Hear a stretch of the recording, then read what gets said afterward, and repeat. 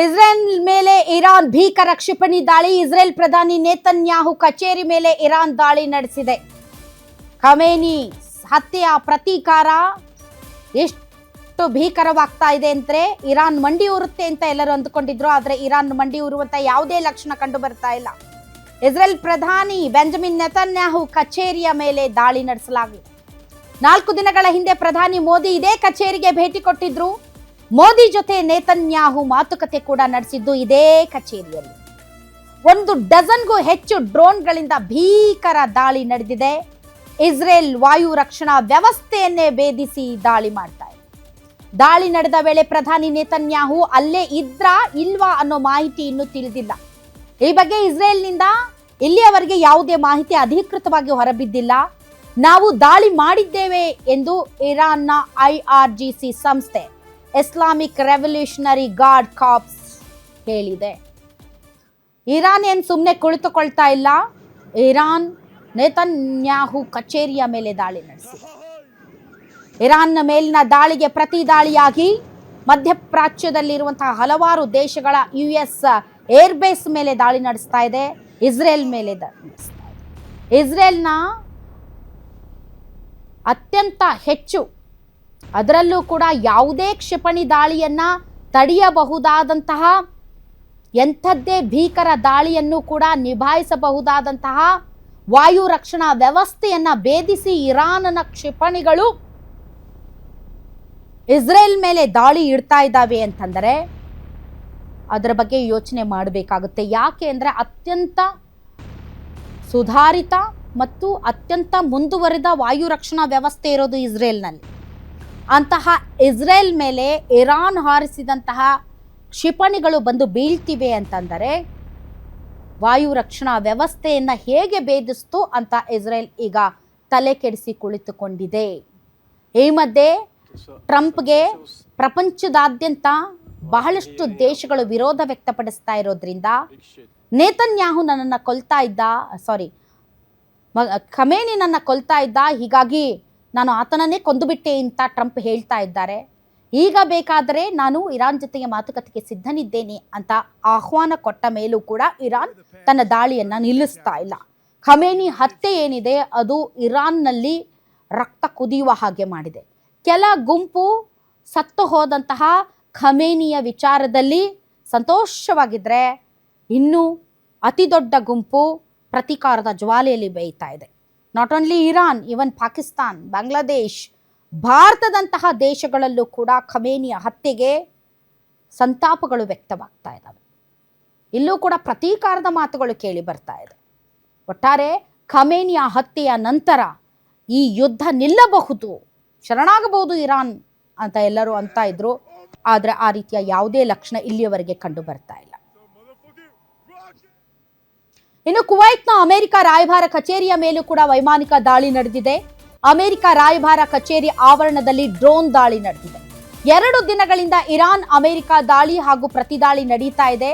Ali Khamenei ಅವರ ಹತ್ಯೆಯ ನಂತರ ಮಿಲಿಟರಿ ಕಾರ್ಯಾಚರಣೆ ತನ್ನ ನಾಯಕನ ಸಾವಿಗೆ ಪ್ರತೀಕಾರವಾಗಿ ನಡೀತಾನೆ ಇದೆ.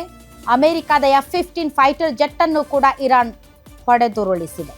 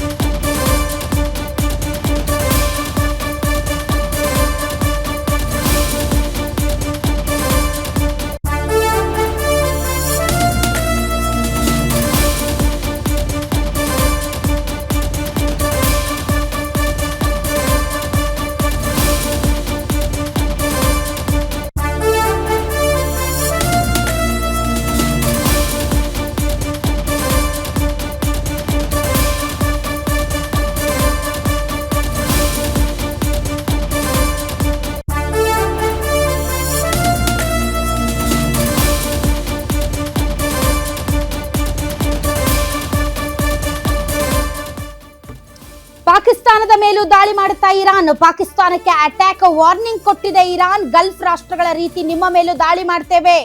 ಅಮೆರಿಕ ಇಸ್ರೇಲ್ನಿಂದ ಪಾಕ್ ವಾಯು ಪ್ರದೇಶ ಬಳಕೆ ಆಗ್ತಾ ಇದೆ. ತನ್ನ ವಾಯು ಪ್ರದೇಶ ಬಳಕೆಗೆ ಅವಕಾಶ ಮಾಡಿಕೊಟ್ಟಂತಹ ಪಾಕಿಸ್ತಾನದ ನಡೆಗೆ ಇರಾನ್ ಆಕ್ರೋಶ ವ್ಯಕ್ತಪಡಿಸ್ತಾ ಇದೆ.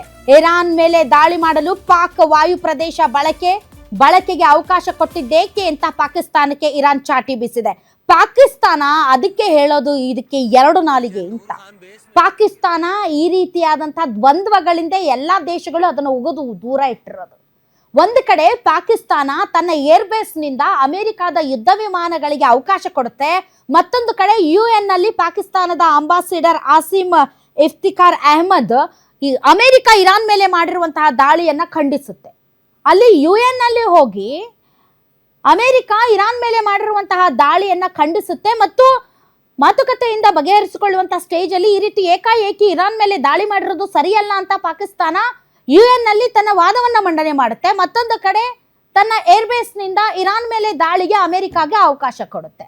ಅಮೆರಿಕ ಹಾಕಿರುವಂತಹ ಬಿಸ್ಕೆಟ್ಗಳಿಗೆ ನಾಯಿ ತರ ಬಾಲ ಅಳ್ಳಾಡಿಸ್ಕೊಂಡು ತಿನ್ನೋ ಪಾಕಿಸ್ತಾನ ಇರಾನ್ ವಿರುದ್ಧದ ದಾಳಿಗೆ ತನ್ನ ನೆಲವನ್ನ ಅಮೆರಿಕ ಕೊಡುತ್ತೆ.